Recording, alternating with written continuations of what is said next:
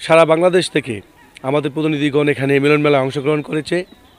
তা আমি প্রতিনিধি কাগজের পক্ষ থেকে এবং আমাদের পরিবারের পক্ষ থেকে যারা সাংবাদিক, যারা শুভাকাঙ্ক্ষী, যারা বিজ্ঞাপনদাতা সকলকে অসংখ্য ধন্যবাদ এবং শুভেচ্ছা জানাই। পাশাপাশি আপনারা জানেন বাংলাদেশে একটি পত্রিকায় খুব পরিচিত, এটি প্রতিদিনের কাগজ।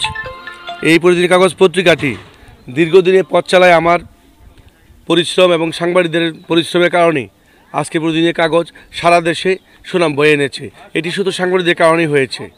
আমরা যেহেতু ধীরে ধীরে এগিয়ে যাচ্ছি প্রতিদিনের কাগজ নিয়ে, ভবিষ্যতে আমাদের পরিকল্পনা হচ্ছে এই পত্রিকাটি এখন রেগুলার 8 পাতা প্রকাশিত হচ্ছে।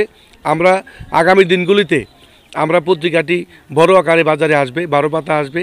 আমাদের চিন্তা চেতনা, আমাদের বিভিন্ন অ্যাঙ্গেলে আমরা কাজ করছি এবং এই পত্রিকাটি আমাদের প্রিন্ট মিডিয়ার পাশাপাশি মাল্টিমিডিয়াও এখন কাজ করছি।